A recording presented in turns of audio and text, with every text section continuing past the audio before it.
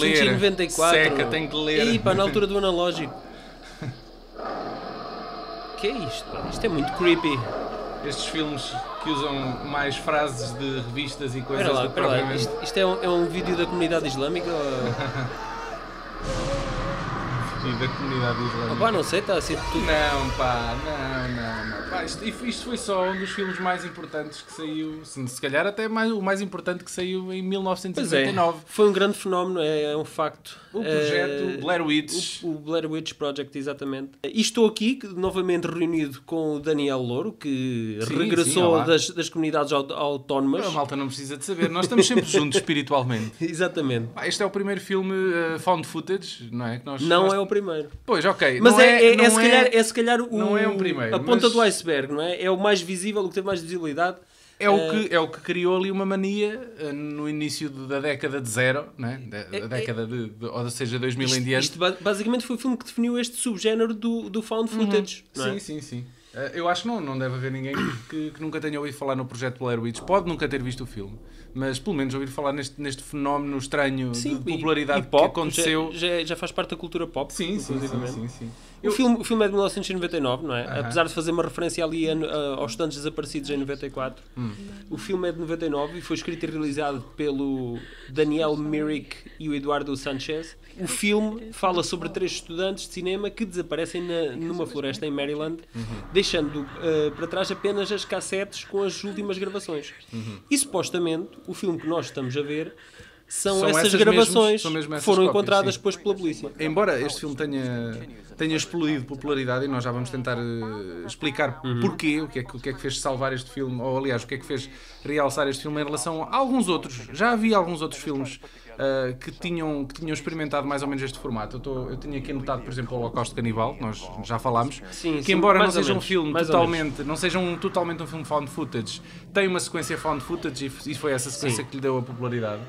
2 anos antes, aliás, 1 ano antes, houve 2 filmes que eu tenho aqui anotados, que foram o The Last Broadcast. A última transmissão que eu aluguei no videoclube este filme. Foi? Só que aluguei depois de ter visto o Blair Witch. Sim, eu acredito que este filme tenha trazido alguma... Não, mas eu vou-te dizer uma coisa. A última transmissão... não sei se é esse o nome em português. Eu acho que sim, pela ideia que eu tenho. O filme foi lançado antes. É óbvio que ganhou um bocadinho mais de visibilidade nos videoclubes após o sucesso do Blair Witch. Mas eu, vendo um e vendo o outro, e como este saiu primeiro, a última transmissão foi lançado primeiro, eu tenho a nítida sensação que o Blair Witch se baseou neste filme. É possível. A própria sinopse é muito parecida. Apenas não teve o mesmo sucesso porque também não teve a mesma máquina de marketing por trás.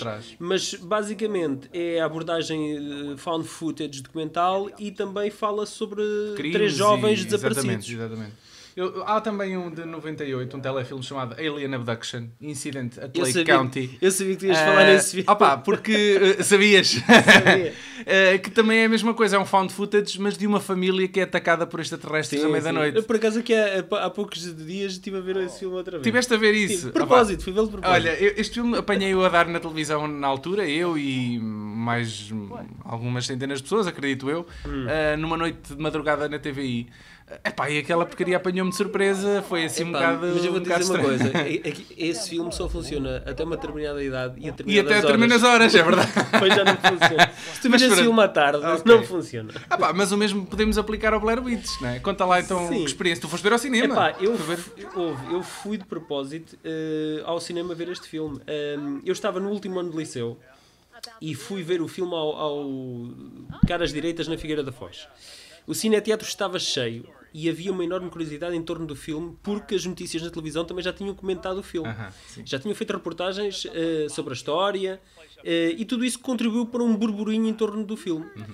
Agora, o que eu senti durante o filme e depois de sair da sala era um sentimento geral, pelos comentários dos outros espectadores também, era que tinha sido uma tremenda desilusão. Uma tremenda desilusão e que tínhamos sido enganados, burlados, e eu basicamente só queria o meu dinheiro. Eu só queria o meu dinheiro de volta. Eu queria o meu dinheiro de volta. Este foi talvez dos primeiros filmes a usar em força a ferramenta de marketing que é a internet. A internet já existia, Exatamente. claro. Algumas pessoas já consultavam regularmente a internet, não digo em casa, porque na altura nem toda a gente tinha internet em casa. Ainda estava a dar os primeiros Estava a dar passos. os primeiros não é? passos. Mas eu lembro-me de eu e alguns colegas irmos de propósito à biblioteca da escola, ao computador que tinha internet, Sim. para ver o site do projeto Blair Witch. Site esse que está igual hoje. Se vocês voltarem ao blairwitch.com, o site está tal e qual como estava há 10 anos atrás. O filme fez-se passar como um filme autêntico, verdadeiro, logo desde muito cedo e através de todas as ferramentas. E eu lembro-me de estar com os meus colegas ali a ver as páginas, a ver os documentários, a ver as fotos das bobines encontradas. É um falso documentário, basicamente. Exatamente.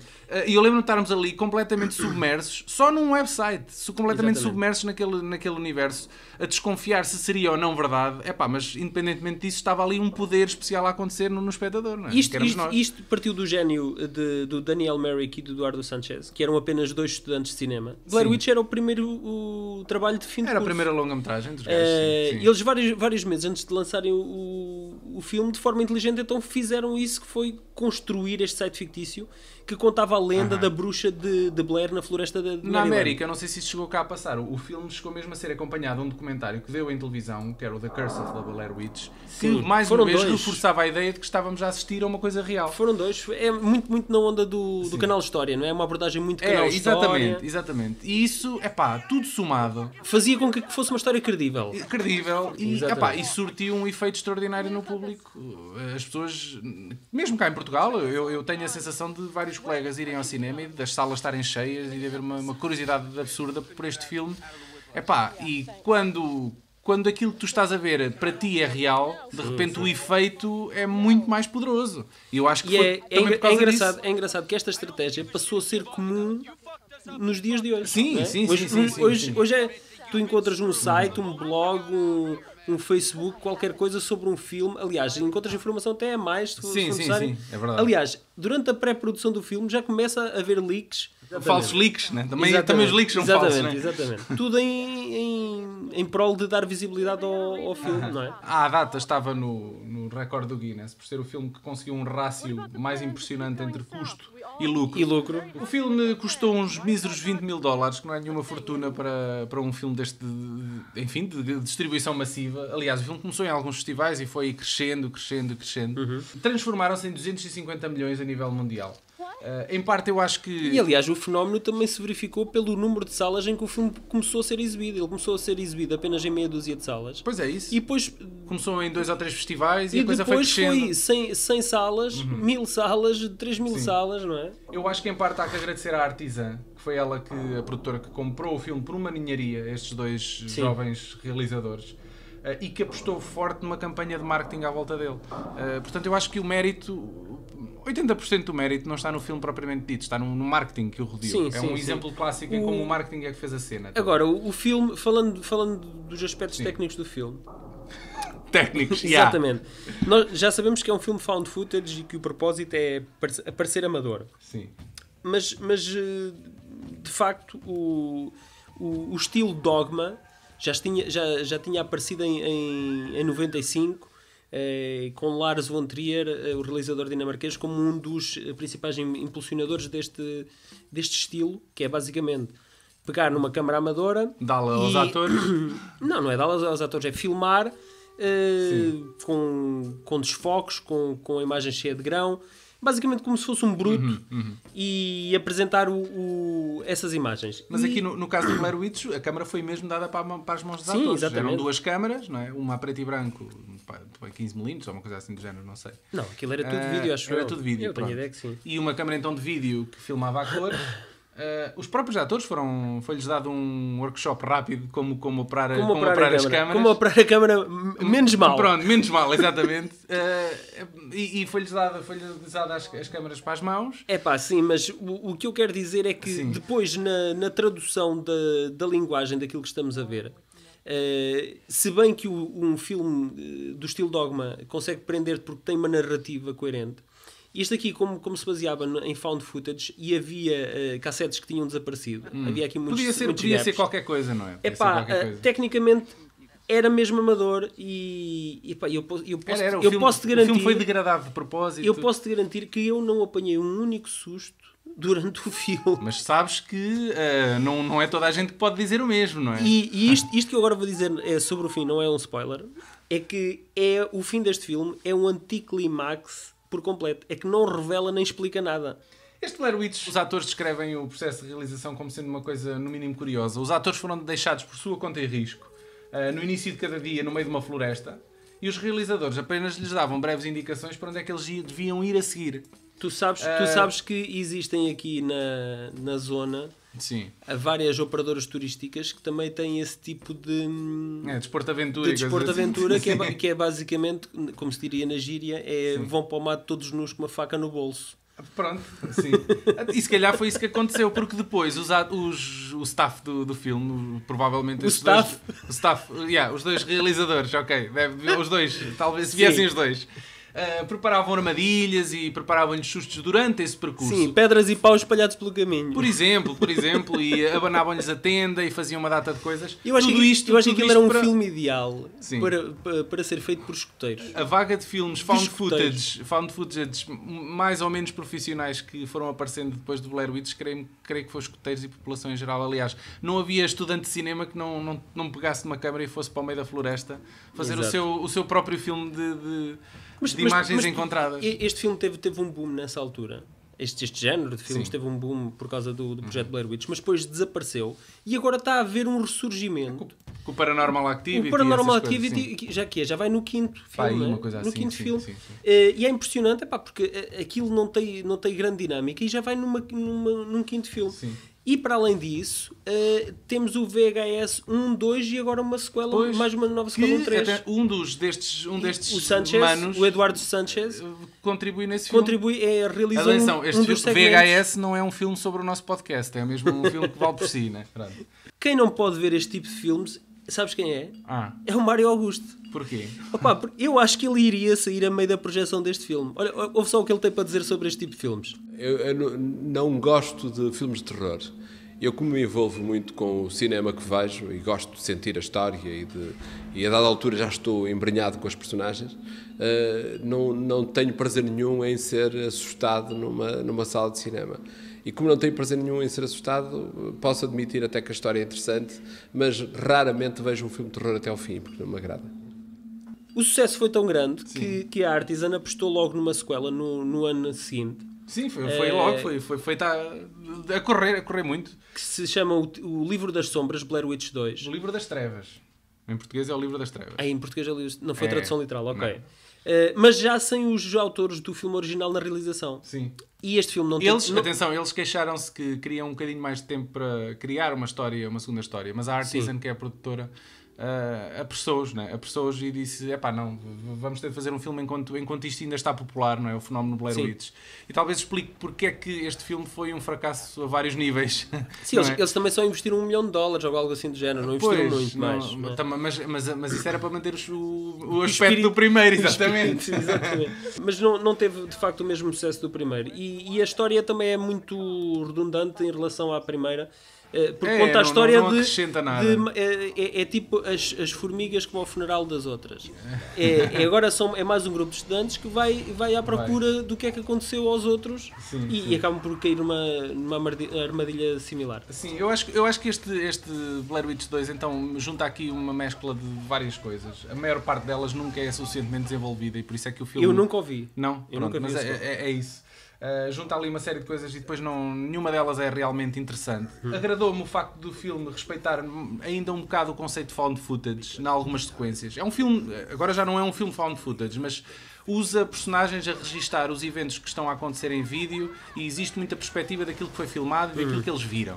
Pronto, existe ali, namora um bocadinho a ideia do found footage já mesma. Continua a haver aquela dúvida se aquilo que estamos a ver é histeria coletiva, se é uma assombração, se o que é. Mas não passa disso. O resto é demasiado banal, demasiado esquecível. Existe a intenção de fazer um terceiro, mas é um projeto que já está em desenvolvimento há tantos anos que eu acho que já está esquecido nem numa gaveta qualquer. Acho que não vai passar da intenção. Eu queria só aqui dizer uma coisa. Eles escolheram um realizador que estava para esta sequela, o Joe Berlinger. Os dois amigos do filme original regressaram apenas como produtores executivos, ou seja, apareciam lá para tomar café e pouco mais. Não é? Este Joe Berlinger é então um tipo que até então só se tinha dedicado à realização de documentários. Ainda hoje é o trabalho dele. Ele tornou-se popular por fazer um documentário chamado Paradise Lost e as respectivas continuações, porque foram feitos mais 2 documentários sobre o mesmo tema, que abordam um popular caso de assassinato de 3 crianças, que alegadamente por 3 jovens, sobre forma de rituais satânicos em 1993. É um caso que ainda hoje é bastante mediático porque há fortes indícios de que não foram esses miúdos que cometeram o crime. Foram um bocado vítimas de preconceito da terra onde viviam. Se existe aqui algum elo de ligação entre o facto deste tipo ter realizado um documentário sobre crimes satânicos na floresta, não sei se foram por aí. É lógico que normalmente uma produtora, quando vai buscar um realizador para fazer uma sequela de um filme, sim, vai buscar um realizador que tenha algum background relacionado também com isso, e acho que nesse aspecto até faz sentido, não é? Este foi dos comentários áudio mais curiosos que eu vi, porque o próprio realizador não se inibe de dizer nos comentários áudio DVD. Não ouvi tudo, ouvi um bocado, e ele não se inibe de dizer que a produtora estava constantemente a fazer edições que ele não aprovava no filme, portanto ele não revê o filme como sendo um produto final que ele queria. Então não assinasse. No mesmo ano, quando está a início de carreira convém assinar, que é para ganhar um bocadinho de nome. No mesmo ano para explorar o filão ao máximo, foram lançados 3 videojogos. Mas eu acho que o pedaço de marketing mais curioso que foi lançado do projeto Blair Witch é a banda sonora. Que na minha opinião é o pedaço. Não tem, o filme não tem banda sonora. Alguém, sabe-se lá quem, fez uma seleção de uma dúzia de musiquetas e meteu-as num CD e chapou-as nas lojas a dizer a banda sonora do projeto Blair Witch. O projeto Blair Witch não tem qualquer música a decorrer no filme. Mas isso também não impede que há muitos filmes de grande orçamento que lançam Music Inspired by. Pronto, deve ser assim uma coisa desse género. Portanto, pode ser.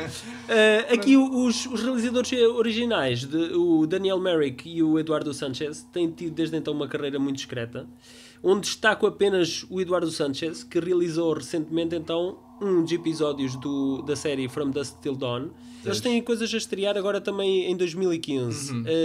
Mas são coisas que passam totalmente despercebidas. Muito nicho. É verdade. Nem quem costuma estar a par das notícias de cinema...